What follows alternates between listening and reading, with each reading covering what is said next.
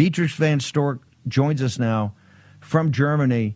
Ma'am, of all the outrageous things I've seen, and this is people on trial for their lives like Bolsonaro, this may be the most extreme. Yes, I guess so. This is a deep attack against democracy in Germany, and we are very, very grateful. And it has been widely seen that we get support of Marco Rubio and J.D. Vance. That's very helpful. Thank you very much. And maybe we need even more, because the process only starts. They declared us to be an extremistic organization. This has been done by the government. They always say it's an independent agency, but this is not an independent agency who came to the conclusion that we are an extremistic organization. It's the government, because this agency who came out with this report, with this expert opinion, this is an agency which reports to the Minister of Interior, and it has to carry out the government's instructions, and this is what they're doing at the very moment. So declaring us an extremistic organization is the first step to then ban the whole party, and this is what we are facing.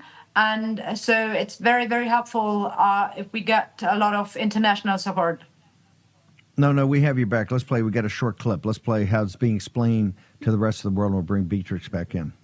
Bring you a little bit of breaking news coming into us from Germany. The Reuters news agency is reporting that the country's domestic intelligence agency has classified the Alternative for Germany party as an extremist entity that threatens democracy, a move that enables it to better monitor the party, which came second, of course, in February's federal election. Now, they go on to say that certain factions of the AfD, such as its youth wing, have already been classified as extremists, but the party at large was also classified as a suspected extremist case in 2021. But now the domestic intelligence agency in Germany is classifying the AfD as an extremist entity that threatens democracy.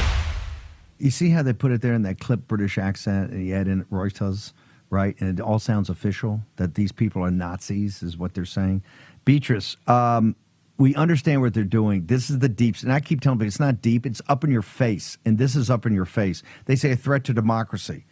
In democracy, you're winning, you're blowing them out with no money, no resources, police pressure all the time, terrorized by state authorities already. This is a populist, nationalist uprising saying, hey, we need to save our country.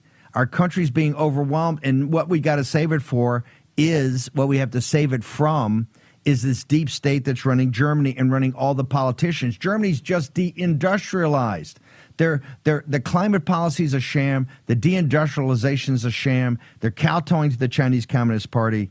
Ma'am, how do you guys punch your way out of here? Well, there are different ways. Of course, we will appeal at the courts, what we are currently already doing, but now it's one more reason to do so. Second, we rely on international support. So again, we are very grateful for the support we've gotten from Marco Rubio and from J.D. Vance, and hopefully from President Trump. This has an impact. People are listening. They're debating about this international support in German media. And at the same time, we keep on doing what we do. We work in the parliament, even though they reject us and they try to prevent us to do what we have been voted for into office.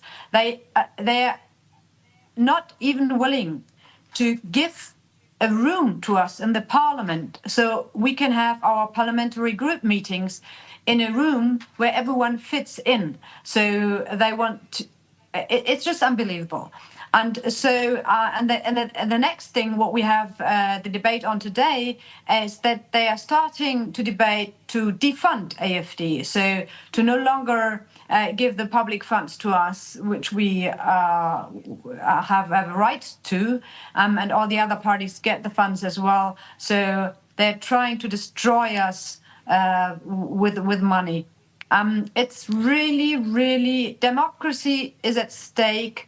And I think if it's possible to go against the opposition party in Germany, a Western democracy still, if that works out, that will be a precedent for the rest of the world. I mean, we will never be able to blame any other authoritarian regime, any other dictatorship, which is banning the opposition party, if Germany succeeds in doing so. I think one couldn't stress it more. It's very, very severe what's going on here. By the way, your polling is at 27%. I mean, it's not like you're some marginal, tiny party like the Greens. You're the leading in the polls. Are you not leading everywhere to the other two establishment parties, ma'am? We had been leading 2 weeks ago or something, but we are very stable number two. We are number two in the parliament, 152 members out of 630 members of parliament. This is the strength of our group. We had 20.8% in the last federal election, and ever since this election took place on 23rd of February, our numbers are going up. The numbers of the running, not even yet in charge government, the one who will start taking office on Tuesday, their numbers are going down. And if there would be an election right now, this government, which will be only in office by Tuesday, has already lost their majority. So they always declare they are afraid for our democracy. They are afraid we're losing our democracy. And what is true is they are afraid of democracy. They are afraid of having an opposition party gaining strength, getting more powerful by the day, and they don't have arguments against our policy. So now they're coming up with a government against the opposition party. This is a concept which works in Germany, but of course no other Western democracy knows this concept, that the government is able to label the opposition party, to spy on the opposition party, to get the Secret Service involved in that party, and to label it as an extremistic organization, to then take the next step and push forward the procedure to ban the party as a whole. It's really... Beatrix, just hang on for 1 second. I'm going to take a short commercial break. Okay, Beatrix, where do people go for social media? Where do people follow you? On all social media platforms, like X, that's the biggest, that's the most important one, of course, and Beatrix von Storch, or even AFD. You can find me on Telegram. I've got a Telegram channel on Instagram, on TikTok, even though that's currently banned again, and on Facebook, of course. We'll put as always, Beatrix von Storch. We'll get it out, and Mo and Grace will put it into the chat rooms. One last thing.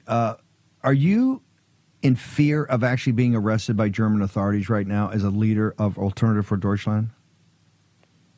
Well, not arrested at the very moment, but, we are facing severe problems in acting as a democratic party.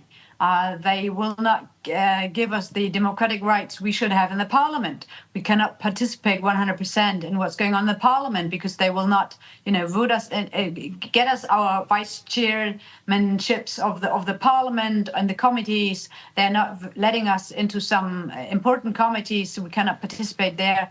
So that's one thing we are addressing. But people realize, and when they start, really squeezing us into a room which is not big enough for us to have a group meeting, then the people will see the way they are treating us. They're not treating us; they're treating the voters.